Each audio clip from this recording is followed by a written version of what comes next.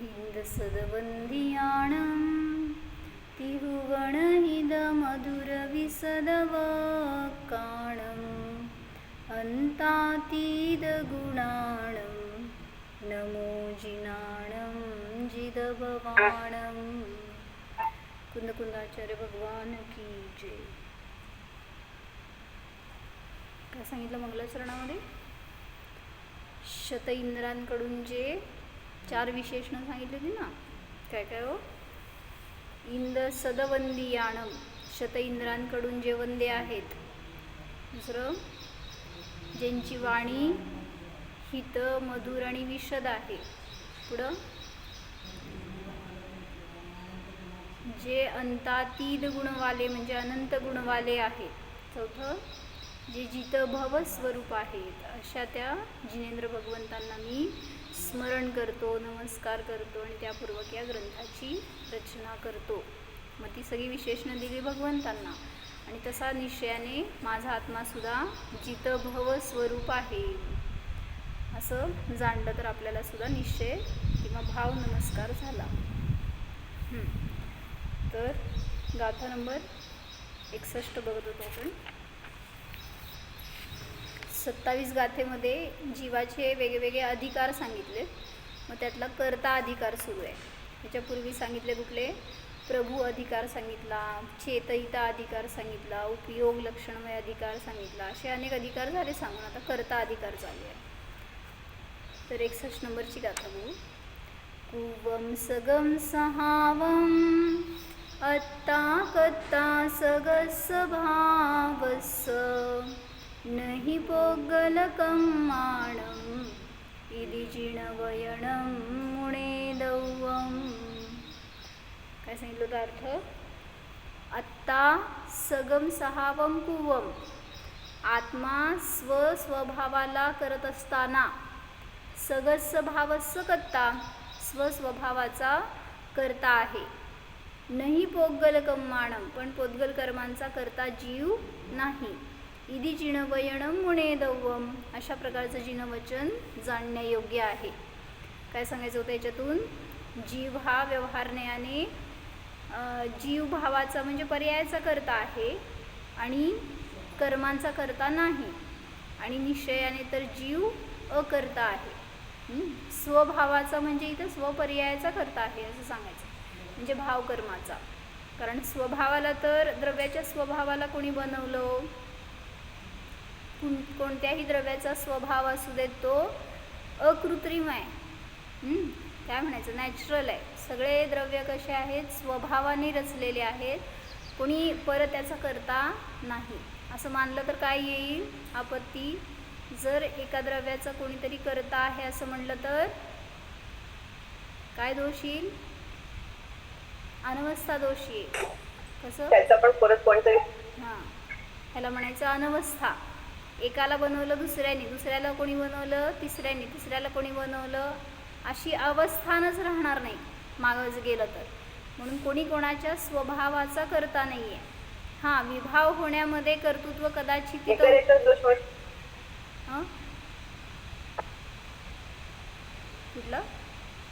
म्हणू शकतो? इतरेतर आश्रय म्हणू शकतो. इतरेतर आश्रय दोष म्हणू शकतो. इतरेतर आश्रय कसं येणार? मग असं म्हणावं लागेल माझा करता तुम्ही आणि तुमचा करता मी असं म्हणलं तर इतरेतर आश्रय दोष येणार. पण अवस्थानच राहणार नाही ना. मला बनवलं आमच्या आईने. आता शरीर म्हणत नाही मी, जीवाचा स्वभाव असं म्हणलं. जर माझ्या आईवडिलांनी मला बनवलं म्हणलं तर त्यांना कोणी बनवलं? त्यांच्या आईवडिलांनी. म्हणजे करता तुम्हाला मिळणारच नाही शेवटपर्यंत कोण आहे तो. त्यामुळं जर एक द्रव्य, उदाहरण दिलं मी तुम्हाला, हे समजून घ्यायचे, 6 द्रव्यांचा स्वभाव आहे तो नैसर्गिक आहे, नॅचरल आहे का, किंवा काय म्हणायचं, स्वभावतः ससा आहे रचलेलं. कोणी त्याचा बनवणारा नाही. त्यामुळे कुठलंही द्रव्य कृत्रिम नाही आहे, सगळे अकृत्रिम आहेत. आणि जो अकृत्रिम विषय असतो ना, तो नियमाने ज्ञानाला विशुद्धी देणारा असतो, किंवा त्याच्या निमित्तामध्ये ज्ञान आणि वितरागतेचीच वृद्धी होते. काय म्हणले? कुठल्याही द्रव्याचा स्वभाव जाणला तर नियमाने आपल्या ज्ञानामध्ये स्वच्छता येते, रागद्वेष रहित परिणाम राहतात. कारण तुम्ही काय जाणलो? द्रव्याला जसंच्या तसं जाणलंय, त्याचा स्वभाव जाणलाय. म्हणजे जर पर्यायाकडे बघायला गेलो तरच रागद्वेष होतात. ह्याला पुद्गल म्हणून बघा की, तुम्हाला आणलेली एखादी साडी असेल, त्या साडीला नुसतं पुद्गल म्हणून बघा. जे काय असेल, एक ऑर्नामेंट असेल, काय तुम्हाला आणलेली चीज असेल, कोणी दिलेली गिफ्ट वगैरे, त्याला फक्त पुद्गल म्हणून बघत असताना तुम्हाला किती इष्ट अनिष्ट परिणाम होत नाही.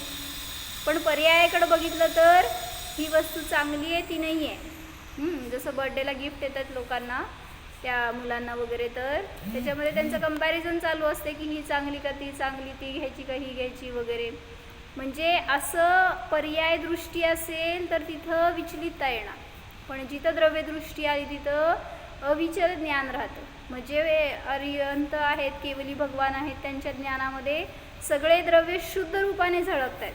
त्यामुळे त्यांना कोणाबद्दल न राग न द्वेष. त्यामुळे ते पर्यायाकडे नाही बघत, तर स्वभावाकडे बघतात. कशासाठी सांगितलं सगळं हे, की कुठल्याही द्रव्याच्या स्वभावाला कोणी बनवणारं नाही. प्रत्येक द्रव्य अकर्ता आहे आणि स्वभावतः रचलेला आहे, अकृत्रिम आहे, हे सांगायचं आहे. मी पराचा करता नाही, तसंच पर माझा करता नाही. जयसेनाचार्यांची टीका घ्यायची आहे.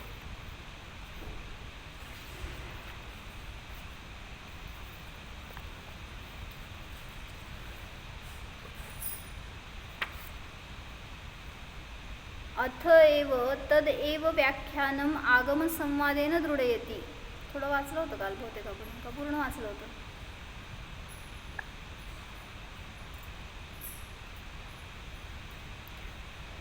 वाचते परत एकदा.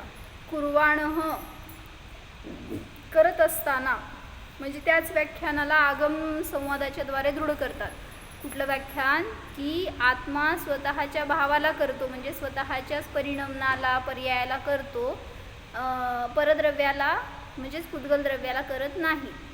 म्हणजे हे सगळं कथन कसं घ्यायचं माहिती का? सगळं जर समोर ठेवून तुम्ही कंपॅरेटिव्ह बघितलात ना, तर पुढं पुढं उत्तरोत्तर कसं सांगितलं, एकेकाचा अकर्ता सांगत जाणार. जसं काय म्हटलं की, पहिला म्हणलं जीव अकर्ता आहे स्वभावाने, त्याच्या पुढं जाऊन सांगितलं करतोच म्हटला तर जीव स्वतःच्या भावाला करतो, परद्रव्याला नाही. म्हणजे भावकर्मांचा करता आहे, पुद्गलाचा नाही. त्याच्या पुढं जाऊन परत सांगितलं जीव द्रव्यकर्मांचा करता आहे, परद्रव्याचा नाही. म्हणजे ज्याच्याशी तुमचा संबंध येतो ना, त्यालाच धरून सांगितलं जाईल त्याचा तो करता आहे. पण उत्तरोत्तर पुढच्या विवक्षेच्या अपेक्षेने मागचा जीव कोणाचा करता असं दाखवलं. समजलं का काय म्हणायचं आहे? पहिल्यांदा जीवाला करता म्हटलं तर स्वभाव दाखवला, तरी पण करता आहे असं समजायचं असेल तर फक्त भावकर्मांना करतो, म्हणजे काय आपल्या पर्यायाला करतो. त्या पुढं जाऊन सांगितलं करतोच म्हटलं तर पुद्गलाला करायला जातो म्हटलं तर फक्त द्रव्यकर्मांचा करता आहे. म्हणजे जे काही मला मिळालेले सगळे 8 कर्म आहेत त्यांचा करता मी आहे, कारण मी परिणाम केले म्हणून ते तसे आलेत, त्या रूपाने बनलेत वगैरे. आवाज प्रॉब्लेम आहे का माझा कोणाला?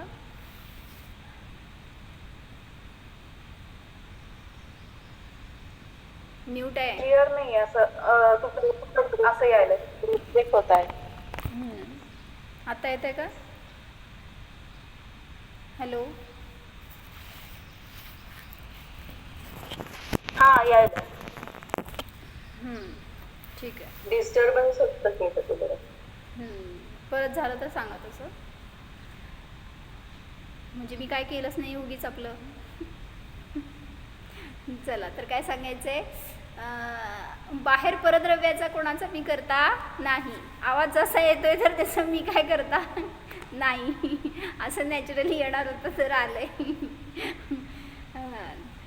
म्हणून मी बनायला जातो पराचा करता. काय केलं? मी घर बांधलं, मी काय लहानाचं मोठं केलं मुलांना, मी सगळं कुटुंब सांभाळतो, मी करता बनायला जातो. स्वयंपाक मी केला, चांगलं सगळं व्यवस्था मी केली, सगळी मॅनेजमेंट मी करतो घरामध्ये, कोण बघतच नाही दुसरं. म्हणजे परद्रव्याचा करता म्हणायला गेलात स्वतःला तर कुठला नाही. बोला बोला पटकन, सगळे आता नाही मास्टर झालाय तुम्ही.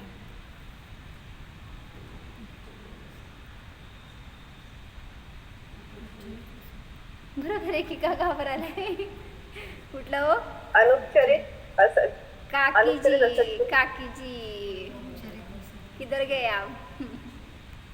उधर नहीं है वो. बहुपचारित सद्गुत मध्ये येणार का? उपचरित असद्भूत. मी घर बनवलं, मी स्वयंपाक बनवला, मी काय लहानाचं मोठं केलं, हा, मी माझ्या कर्तृत्वाचा मुलांना हा, सांभाळलं, कर्तृत्व. सगळं सर्वथा भिन्न आहे. आणि त्याचं तुम्ही कर्तृत्व घ्यायला जाताय तर तो खोटा खोटा खोटा नाही आहे एकदम. काय संबंध नाही आहे, तुम्ही कोणाचं करता नाही. फक्त समजून घ्या, कावळा बसलाय आणि चुकून फांदी तुटली आहे, त्या कावळ्याने तोडली नाही असं. चला, तर कुर्वाणः म्हणजे करत असताना, कम कोणाला, स्वकम स्वभावम चिद्रूपम, स्वस्वभावाला चिद्रूप असणाऱ्या स्वस्वभावाला करत असताना. अत्र यद्यपि शुद्ध निश्चयेन, येथे जरी शुद्ध निश्चयाने जीव कसा आहे, स्वभाव कसा आहे, केवल ज्ञानादी शुद्ध भाव, घ्या पुस्तक, केवल ज्ञानादी शुद्ध भाव हा स्वभाव म्हटला जातो.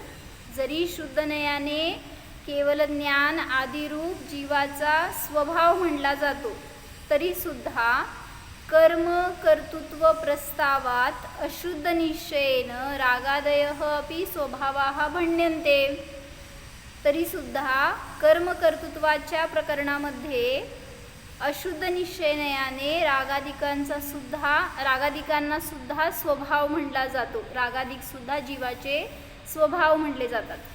म्हणजे माझं द्रव्य गुण हे माझा स्वभाव आहे, तसंच माझा पर्याय सुद्धा स्वभाव आहे. म्हणजे पर्याय अन्य परद्रव्य स्वभावात नाही आहेत माझ्या, पण त्या पुस्तकात नाही आहे. कवरचं पुस्तक आहे ते घ्या, ब्राऊन पेपर कवर आहे ना, ते पुस्तक घ्या. तुमच्या हातातली पिशवी ठेवा त्या टेबलवर,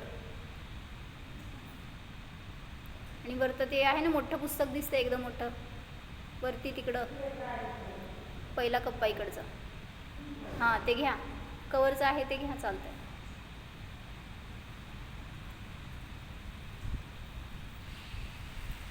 ते पुस्तकं खाली ठेवा, असले नियमसार आहेत ना ते.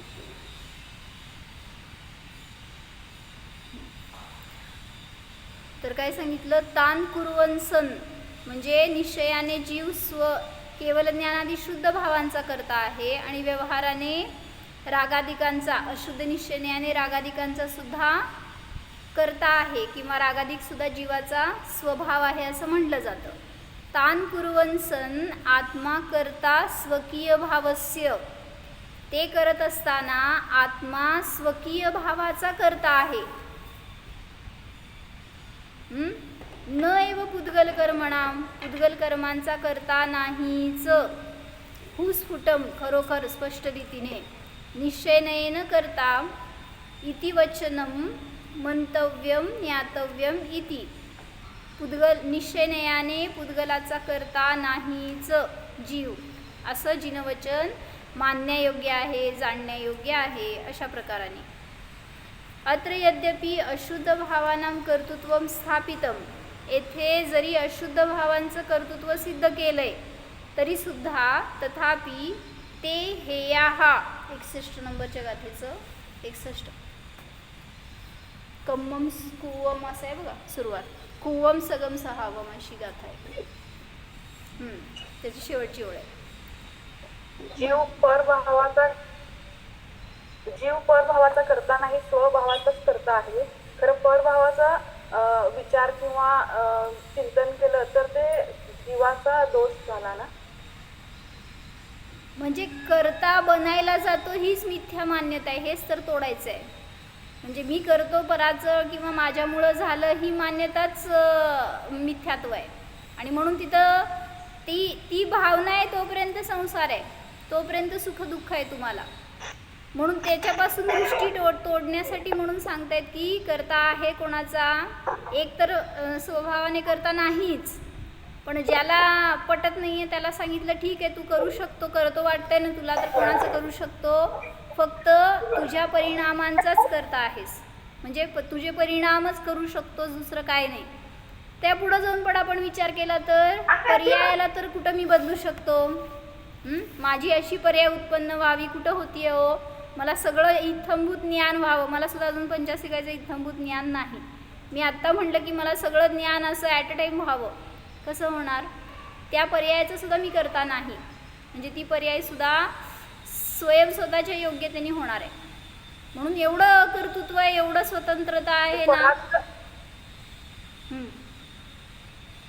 पराचं ज्ञान केलं तरी ते ज्ञान नाही म्हणलेत ना.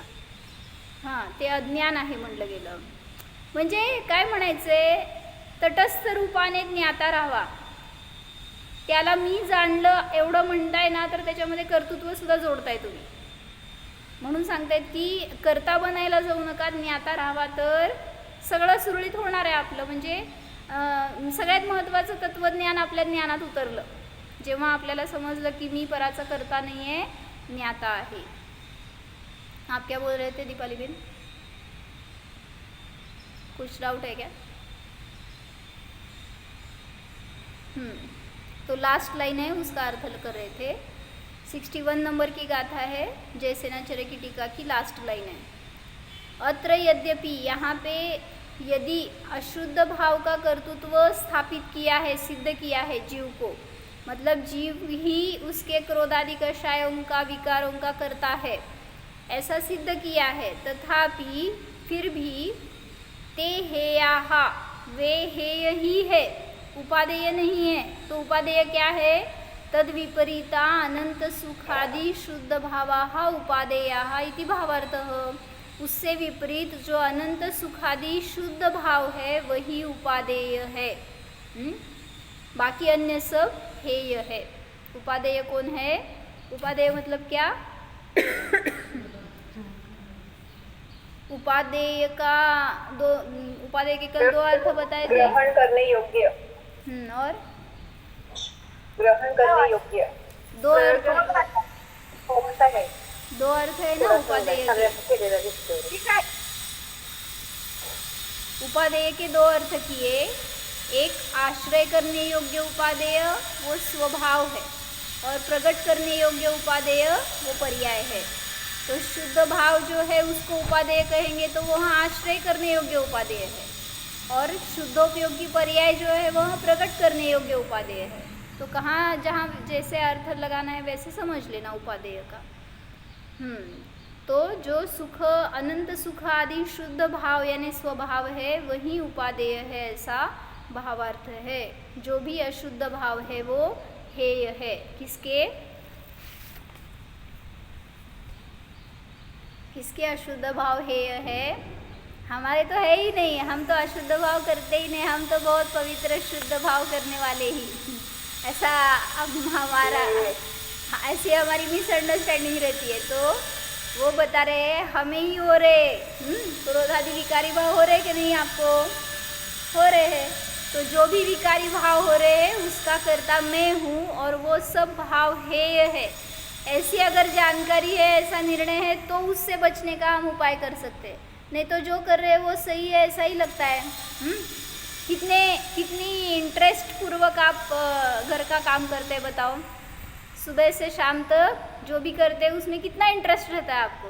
खाना बनाया, आज अलग अलग डिश बनानी है, सबको खिलाना है, सब लोग हमें बेस्ट कहेंगे, जो भी है. मतलब आप क्या कर रहे हैं? संसार की सब क्रिया करने का प्रयत्न कर रहे हैं, संसार बढ़ाने का प्रयत्न कर रहे हैं.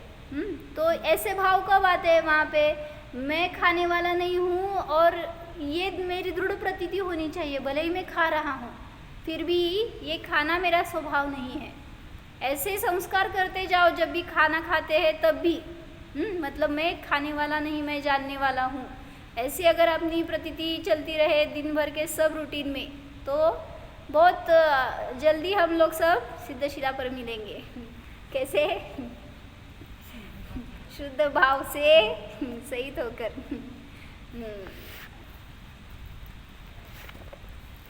कल क्या पूछा था मैंने? कुछ पूछा था कल क्या?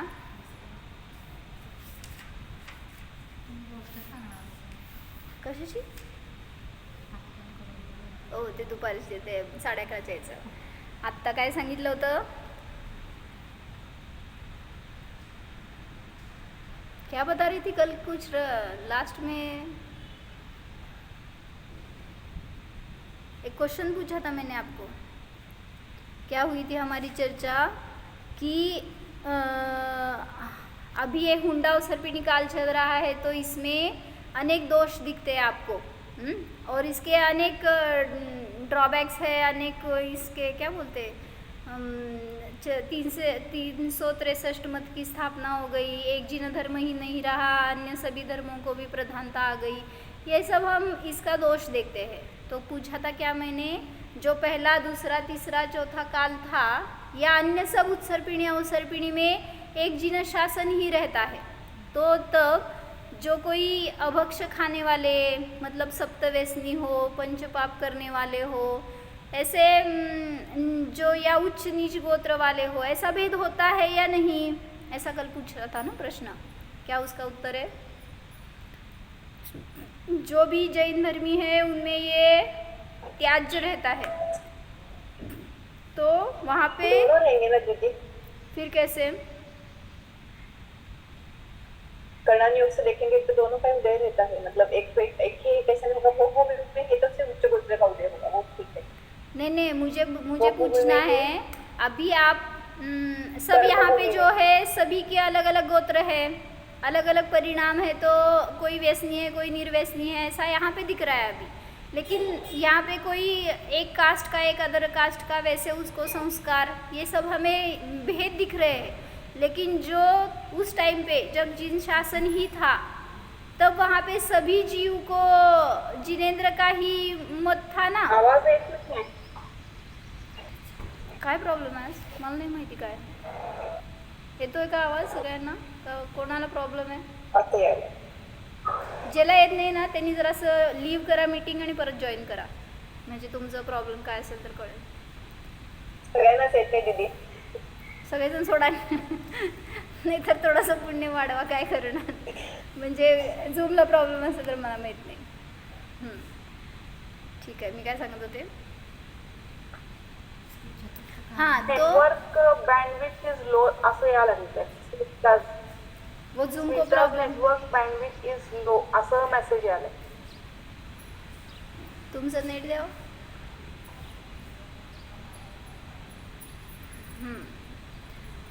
तो मैंने क्या बोला कि जो अगर जिन शासन का एक छत्री राज्य अगर था तो वहाँ पे ऐसे भेद क्यों रहे, जो कोई सप्तव्यसनी था, कोई उच्च गोत्री, कोई नीच गोत्री, ऐसे क्यों भेद वहाँ पे?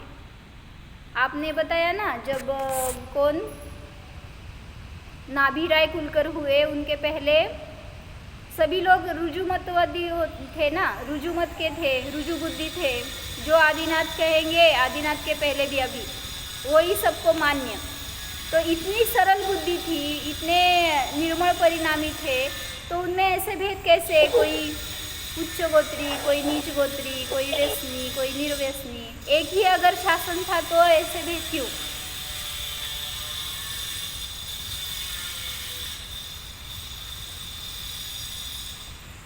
कर्म के हिसाब से रचना की, डिवाइडेशन किया.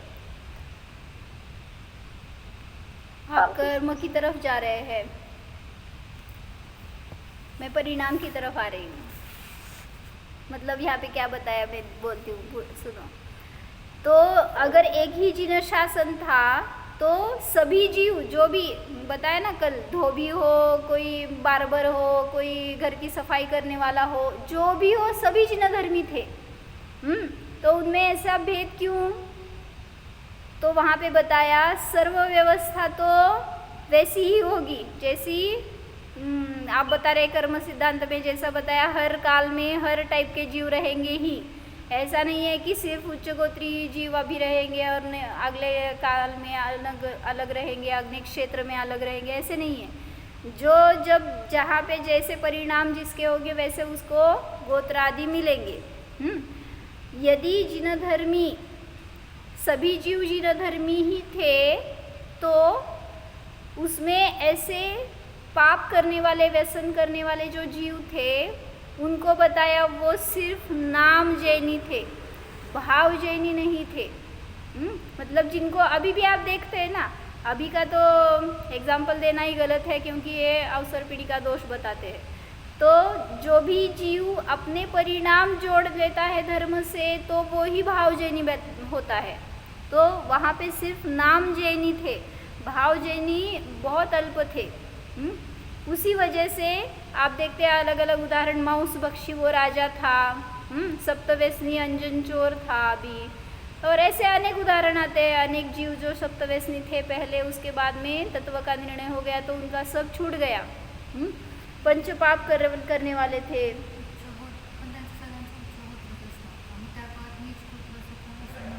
नाही की म्हणूनच सांगायला लागलेत की असं नीच गोत्रामध्ये पण परिणामानुसारच शेवटी गोत्र, आणि गोत्र बांधतो पूर्वभवात, आणि या भवात तुम्हाला ते मिळालंय, पण आता तुम्ही कसे परिणाम करता त्याच्यानुसार पुढचं गोत्र ठरणार आहे। उनकी हां हो. असं पण काही नाही, तिथं पण होते ना मांस भक्षी वगैरे सगळे सांगितलं होतं की, म्हणूनच तेच सांगायला लागले त्यांनी की जे भाव जैनी होते ना तर तेच जिन धर्माला त्यांनी स्वीकारलेलं, जिन शासनाला। उनका क्वेश्चन है कि जो भी जिन धर्म में आया वो उच्च गोत्री रहेगा या नीच गोत्री भी रहेंगे। उसके मतलब मेरा मतलब उच्च गोत्र ही दीदी। मतलब वही बता रही हूँ, पहले भाव में जो बांधा है ना गोत्र वो अभी मिलेगा, तो उस टाइम पे जो परिणाम थे उसकी वजह से आज आपको उच्च गोत्र मिला है। लेकिन इस गोत्र में आए तो ऐसे ही परिणाम करेंगे, नॉट नेसेसरी। आप यहाँ पे आके आपका संयोग अगर बिगड़ गया तो आप व्यसन के अधीन भी हो जाएंगे, तो इस परिणाम से आगे का गोत्र बन देगा ना, तो नियम से नीच गोत्र में जाएंगे। तो मैंने कल उदाहरण बताया था दोपहर के क्लास में लड़कों के लिए कि एक वीडियो दिखाया था मुझे, उसमें बहुत डेंजरस था, मैं मराठी में बताती हूँ प्लीज। तर त्याच्यामध्ये काय सांगितलं त्यांनी की 11वी 12वीच्या मुली होत्या 2 आणि आहेत, आणि पुण्यामध्ये शिकायला ते राहिलेत परगावातून जाऊन, आणि तिथं ते शिकत असताना व्यसनाधीन झालेत, आणि ते तिथं कोणतरी सकाळी टेकडीवर काय चढायला फिरायला गेलेले, पळायला गेलेले असे लोक होते, त्यांच्यामध्ये एकांनी त्यांचा व्हिडिओ तयार केला आणि सांगितलं की असं लोक शिक्षणाच्या नावाखाली घरातून जाऊन बाहेर राहत आहेत आणि पैशाचा असा गैरवापर करत आहेत। म्हणजे त्यांनी दारू पिली होती, ड्रग्ज घेतले होते, त्यांना सूद नव्हती, आपण काय करतोय आपण काय नाही, ते कुठेही कसंही पडलेले होते म्हणजे। आणि मग त्यांना सावध करायचा प्रयत्न केला, बोलतायत तुम्ही कोण आहेत, कुठले आहेत, काही त्यांना सूदच नाही। सकाळी रात्रीच्या वेळेस कधी ते कुठं कोपऱ्यात पडले होते म्हणे, त्या टेकडीवर एका कोपऱ्यामध्ये जिथं कोण जाणार नाही असलं। हां टीव्हीवर सगळ्यांना बातम्यात दाखवले। हां तुम्ही बघितलेलं असेल तर तुम्हाला पण माहिती असेल, म्हणजे किती भयंकर परिस्थिती झाली आज, हे मला म्हणायचं आहे। 11वी 12वीला असणारे पोरी म्हणजे काय अक्कल असती हो, म्हणजे आपण असलं जर त्यांना पैशाची मदत करत राहिलो आणि त्यांनी जर असं गैरवापर त्याचा केला, तुम्हाला काय कळणार आहे घरात राहून। म्हणून माताजी पण नेहमी सांगतात तुम्हाला शिकवायचं ना घरात आपल्याजवळ ठेवून संस्कार देऊन शिकवा, बाहेर पाठवून तुम्हाला काय माहिती असणार तुम्ही बाहेर काय चाललंय त्यांचं। म्हणजे आपल्याला आपला धर्म टिकवायचा आहे ना, तर इवन मी इथंपर्यंत ऐकलं आहे कालच ऐकलं एका पंडितांच्या प्रवचनमध्ये, म्हणले जो धंदा तुम्हाला धर्माला सोडायला लावतो तो धंदा सोडा, जे शिक्षण, जे व्यवसाय, जे गाव, जे क्षेत्र, जे संयोग तुम्हाला जर धर्मापासून दूर करणार असेल ना त्या सगळ्याला सोडा, पण धर्म सोडण्याचे परिणाम नको, किंवा धर्म सोडायसाठी सगळं ग्रहण करणं हे खूप मोठं अभागी जीव आहेत तुम्ही असं म्हणले। म्हणजे तुम्हाला फॉरेनला जायचं आहे, पैसे कमवायचे आहेत, आम्हाला नाही करतायत, हे कारणच नको म्हणले। तो धंदा, ते जॉब आपल्याला नको जे की आपल्याला धर्माला तोडेल। म्हणून सांगतायत की जिथं धर्माचं महात्म्य असणार आहे ना तेच उलट सुरक्षित राहणार आहेत, त्यांच्याच परिणामामध्ये। बोलवा आत्मजाला काय सांगितलंय, इतकं छान आपण करू शकतो धर्म, आपल्या जीवनाचं सोनं करू शकतो, पण काय गरज आहे आपल्याला असलं करण्याची बाहेरचं।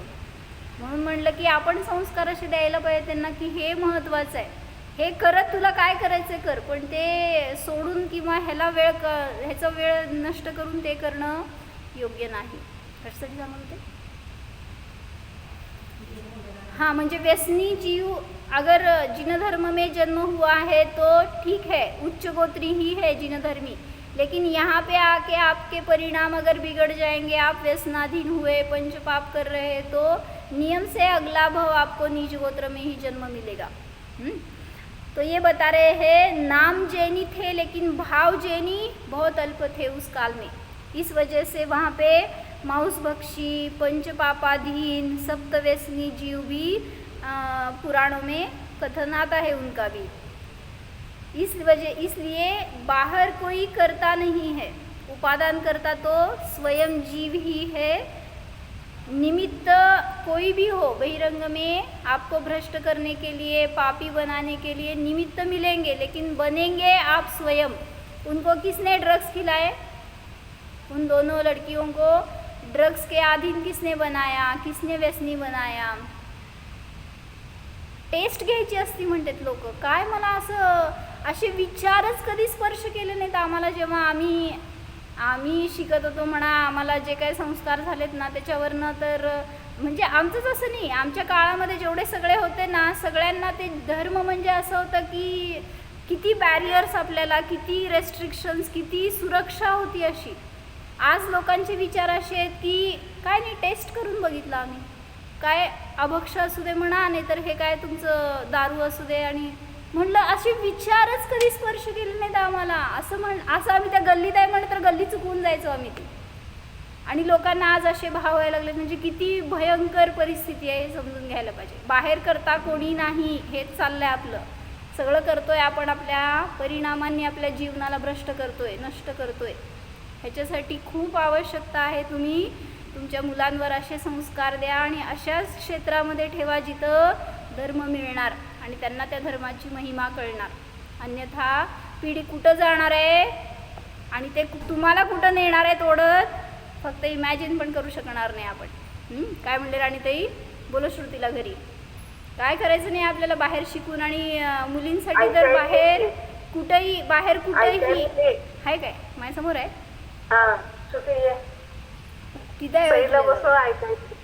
श्रुती, आपल्याला कुठं राहायचंय? धर्मात राहायचंय, आणि धर्म भरपूर घडावं हे आपले भाव असावेत। बाहेर राहून आपल्याला किती धर्म घडू शकतो, म्हणून आपल्याला ह्याचं महत्त्व ठेवा, कारण आपल्याला जे मिळालंय ना ते इतकं अनमोल आहे ना, त्याचं चीज करायचं। या भावात मिळालंय, पुढच्या भावात मिळणार का नाही हे पण माहीत नाही, म्हणून जे आहे ना तत्वज्ञान, ह्याची दृढता, ह्याची धारणा राहावी, त्याचंच आपल्याला महत्त्व राहावं, ह्याचे सगळे प्रयत्न असावेत। नाहीतर माहिती आई किती धर्म करते आणि त्यासमोर तू किती करते सांग, खरं खरं सांगायचं।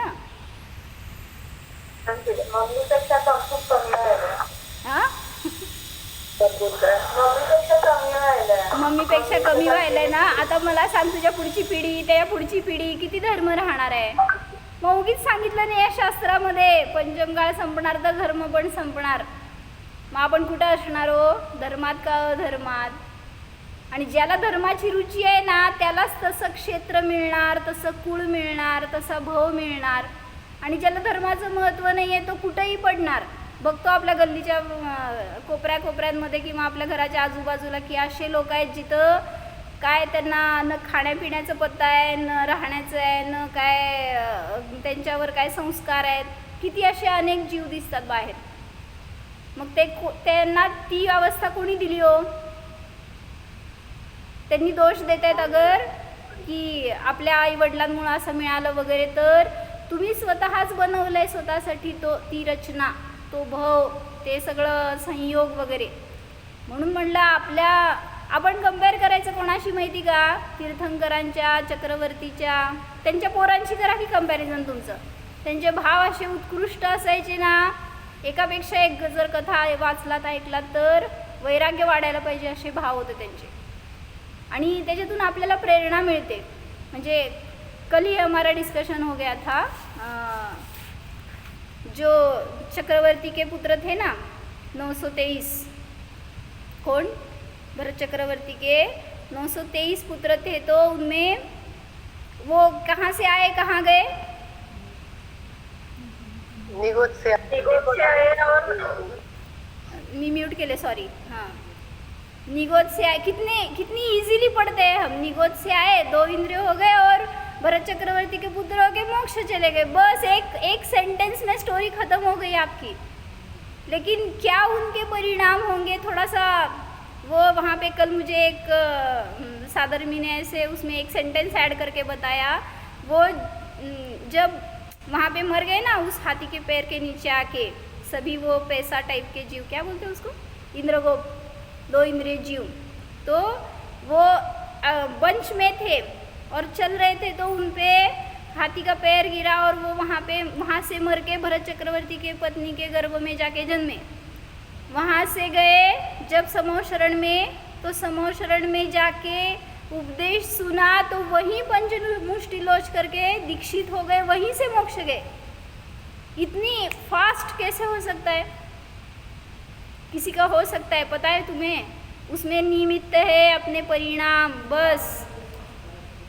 काय संस्कार काय कसं करणार? संस्कार करायला चान्सच नव्हता. अगोदरच्या भावात इंद्रगोपच होते, 2 इंद्रिय जीव, आणि त्याच्या अगोदर निगोदीच, नित्य निगोदातनं बाहेर आलेले. संस्कार करायला चान्स नाही, पुण्य भाव करायला चान्स नव्हता. काय केलं काय त्यांनी? असं तुमचं का नाही झालं? हां, नाही म्हणजे पूर्वीच्या भावाचं पण काय तसे म्हणजे साधना नव्हती, खरं एकदमच येऊन त्या भावामध्ये त्यांनी आपलं आत्मकल्याण करून घेतलं. कसलं लकी होते बघा. तुम्ही इथं का पडलाय हो अजून? तुम्ही का तसं त्यांच्याबरोबर गेला नाही 924 होऊन? जाणार नाही. म्हणजे म्हणायचंय आत्ता पण आपण करू शकतोय. त्यांनी काय केलं असेल ना, ती साधना करायची आपल्याला चान्स आहे आत्ता. म्हणून करा एवढंच काय, जे पण आपण एवढासा धर्म आहे आपल्याजवळ आत्ता, फार पण नाही आहे, पण जेवढा आहे ना तेवढा खूप चांगल्या रीतीने टिकवा. आणि ते टिकणार कधी? जेव्हा भेदविज्ञान असणार तेव्हा, जेव्हा तत्वाचं खरं ज्ञान असणार तेव्हा. तेवढंच मिळवा. बाकी फार आपल्याला अभ्यास असावा, फार ग्रंथांचं ज्ञान असावं असं नाही आहे. यथार्थ असावं, ह्याला महत्त्व आहे. सगळं शिकत असताना त्याच्यामध्ये सारभूत जेवढं आहे तेवढंच ग्रहण करा, की शरीर भिन्न आहे आणि आत्मा भिन्न आहे. त्याच्यापेक्षा दुसरं काय, जे काय असेल ते तत्त्वज्ञान, त्याचा विस्तार आहे. त्यामुळे एवढं तरी जाणा की सगळ्यापासून भिन्न मी चेतन आत्मा आहे, कोणाचा करता नाही, ज्ञाता आहे. सगळे आपले भाव असे विशुद्ध असावेत, तर कुठले कर्म त्रास देणार आहे तो आपल्याला? कुठल्या कर्मात शक्ती नाही आहे, कुठल्या संयोगात शक्ती नाही आहे, कोणी तुम्हाला भ्रष्ट करणार नाही आहे या जगामध्ये. करणार तर आपणच स्वतःचं कल्याण करणार, नाहीतर आपणच अकल्याण करणार. म्हणून सांगायला तसं संयोग असावा आपल्याला बहिरंगामध्ये सुद्धा. म्हणून इथं या माताजींकडं, इथं राहावा. आपल्याला हे सानिध्य तर कधी मिळणार आहे, तसे संस्कार कधी मिळणार आहेत? असं बघायला चर्या उत्कृष्ट बघायला मिळायला सुद्धा आता भाग्य पाहिजे. कारण ह्याच्या पुढं कुठले त्यागी मुनी असे असणार आहेत की नाही माहीत नाही. एकतर तत्त्वज्ञान यथार्थ असेल आणि चर्या यथार्थ असेल, असा संयोग मिळणार नाही बाहेर आपल्याला. म्हणून म्हणलं जेवढं शक्य आहे तेवढं धर्म आणि धार्मिकाच्या निकट राहा आणि आपल्यावर तसे संस्कार करून घ्या, तर आपलं पण कल्याण होणार. हो, जाणार.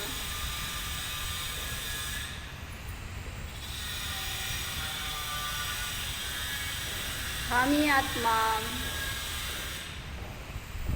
स्वयं जितेंद्रिय आहे, जिनेंद्र स्वरूप आहे, पंचपापाने रहित, सप्तव्यसनाने रहित, शुद्ध स्वभावी मी जीव आहे जाणा. पहा, हा जीव माझ्या स्वतःच्या पर्यायाचा देखील करता नाहीच.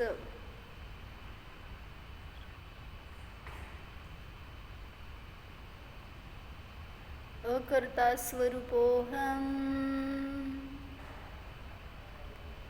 शुद्ध शुद्ध स्वरूपोऽहं,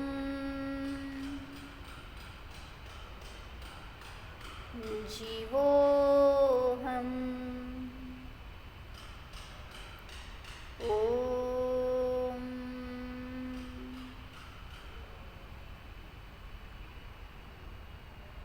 विसर्जन. नमो